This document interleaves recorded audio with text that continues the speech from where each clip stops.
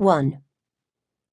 In Seattle, Washington, Thanksgiving is only rarely celebrated under a brilliant blue sky and against a landscape rife with autumn colors. More often than not, the holiday seems to draw memorably violent storms to the northwest. Many a turkey has been coaxed to semi-doneness on an outdoor barbecue because power lines are down. Wednesday, November 27th, 1996, was the day before Thanksgiving. The weather was wildly rainy and stormy, with gusts of wind stripping the trees of their last few leaves. Whatever smothered sun there had been that day had long since set. The streets were coils of shiny black, reflecting yellow streetlights and the red, green, and silver of Christmas lights. Late customers hurried into the Lake City branch of Seafirst Bank only 18 minutes before closing. More than a dozen people stood patiently in the long lines, most of them so intent on the errands they still needed to run that they were unaware of what was going on around them. The bank's automatic cameras kept clicking away as they always did, silent, mindless, and mechanical. One camera snapped everyone coming in the door.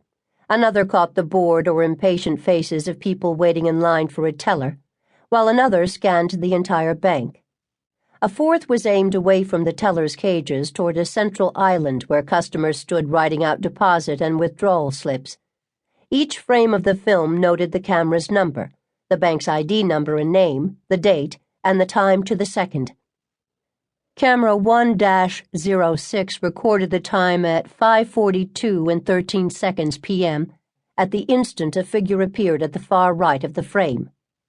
From a distance, he seemed only slightly bizarre. He wore both a hooded rain jacket and a baseball cap. A casual observer saw a man past middle age with gray hair, a full drooping gray mustache, and a prominent chin. His dark glasses seemed odd, considering that the sun had set more than an hour before, and his wide garish necktie was in dubious taste. He wore cheap tennis shoes, the low black canvas type that predated Nikes and Adidas. A closer look revealed that the body beneath the bulky jacket was two-toned to belong to a man in his 50s, and he moved with an almost panther-like grace. He had to be either an athlete or a dancer.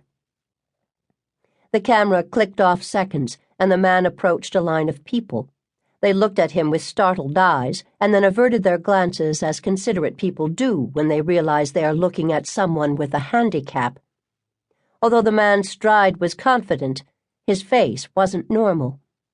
He appeared to have suffered serious facial burns, and he was wearing either heavy makeup to cover scars or a rubbery mask to prevent additional scarring. Here in this neighborhood bank, no one expected trouble. The robot lenses caught their expressions as the odd-looking man cut between customers waiting in line. One man had an embarrassed half-smile on his face. A woman's eyes shifted momentarily, and a girl covered her mouth with her hand. What they were feeling was just a tingle of alarm. Nothing overtly frightening had been said or done. It was a little rude of the scarred man to slide between people in line, but it wasn't as if he were crowding in. He moved through toward the back of the bank. They didn't see the gun. They didn't see the holster strapped under his shoulder, nor the knife or the extra gun strapped to his ankle. They certainly didn't see the other strange-looking man. The second man was quite tall, over 6 feet, and close to 200 pounds. He wore a khaki parka with a light brown hood. His skin also had a mask-like appearance, and he had a bushy mustache, too.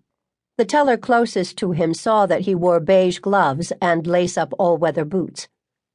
Eyewitnesses are far from reliable, particularly when they are stunned and frightened eyewitnesses. Human perception is skewed by so many things, and people recall height inaccurately more often than not. A man who is frightening may be remembered as being much taller than he really is. Young or old is relative to the age of the witness.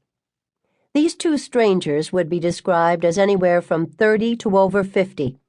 Only their eyes were visible beneath their masks and theatrical makeup. The first man pushed past a bank customer, walked up to a teller and said, "Step back. Stay away from the counter. This is a robbery."